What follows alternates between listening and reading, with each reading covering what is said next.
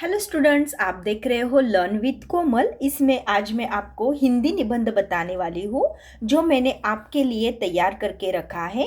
और इसी same channel पे बच्चों आपको मराठी जो भी अक्षर भारती के लेसन्स है उन सब लेसन्स का एक्सप्लेनेशन, कविताओं का explanation as well as Marathi निबंधों का एक्सप्लेनेशन भी अवेलेबल मिलेगा। और उसके साथ ही साथ हिंदी निबंध जो 10th बोर्ड के लिए बच्चों को बोर्ड के एग्जाम में पूछे जाने वाले सब्जेक्ट्स पे मैंने निबंध तैयार किए हैं, वो निबंध मैं आपको शॉर्ट में एक्सप्लेन करने वाली हूँ। एज वेल एज आप इसको देख के रीराइट भी कर सकते हो। चलो तो देखते हैं हिंदी निबंध। आज हमारा विषय है विद्यार्थी जीवन।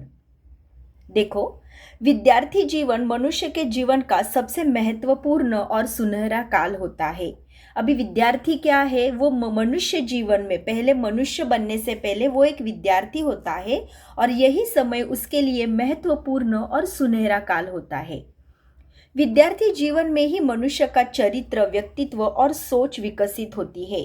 जब कोई भी इंसान जब तक विद्यार्थी रहता है उसी जीवन के सफर में उसका चरित्र, व्यक्तित्व और उसकी सोच विकसित होती है, क्योंकि विद्यार्थी वही होता है जो हर चीज को, हर समाज को सीखने में लगता है, उस हर चीज को सीखता है। विद्यार्थी का एक मुख्य कर्तव्य अध्ययन करना है। उसे अपने समय का सदुपयोग करना चाहिए और नियमित रूप से पढ़ाई करनी चाहिए। अनुशासन, परिश्रम और लगन विद्यार्थी जीवन की पहचान है। अनुशासन, परिश्रम और लगन विद्यार्थी जीवन की पहचान है। जो विद्यार्थी मन लगाकर पढ़ाई करता है और अपने गुरुजनों का सम्मान करता है वह जीवन में अवश्य सफल होता है। ऐसे आपके देखो यहाँ पे 2 पैराग्राफ हुए हैं विद्यार्थी जीवन के ऊपर, जिसमें आपको फर्स्ट पैराग्राफ में विद्यार्थी जीवन कैसा होता है, जैसे महत्वपूर्ण, सुनहरा, विद्यार्थी कैसे बनता है, जिससे उसको क्या करना है, हमेशा विद्यार्थी का मुख्य कर्तव्य है अध्ययन करना, पढ़ाई करना, वही विद्यार्थी जीवन की पहचान है। देखो आगे देखो, विद्यार्थी जीवन केवल पुस्तकों तक सीमित नहीं होता। इस समय खेल कूद, सांस्कृतिक गतिविधियां और सामाजिक कार्यों में भाग लेना भी आवश्यक है। अब जो विद्यार्थी रहता है वो सिर्फ पढ़ाई उतना ही सीमित नहीं होता, उसके जीवन में पुस्तक ही सीमित नहीं है। तो पुस्तक के अलावा जो सांस्कृतिक गतिविधियां होती है, मतलब जो ट्रेडिशनल्स जो भी फंक्शंस रहते हैं, सामाजिक कार्य, समाज के लिए अच्छे कार्य करना, हर चीज में भाग लेना, ये भी आवश्यक है।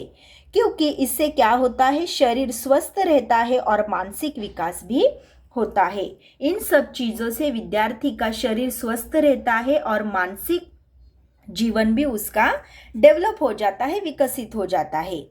एक अच्छा विद्यार्थी वही है जो पढ़ाई के साथ साथ अच्छे आचरण और नैतिक मूल्यों का पालन करता है। अभी विद्यार्थी सिर्फ पढ़ाई में ही अच्छा हो तो उसे अच्छा विद्यार्थी कहते हैं, ऐसा नहीं। तो जो वो विद्यार्थी पढ़ाई के साथ साथ वो अच्छे आचरण, अच्छे विचार और नैतिक मूल्यों का भी पालन करता है, उसे हम क्या कहते हैं, अच्छा विद्यार्थी। आज के आधुनिक युग में विद्यार्थियों के सामने कई चुनौतियां हैं।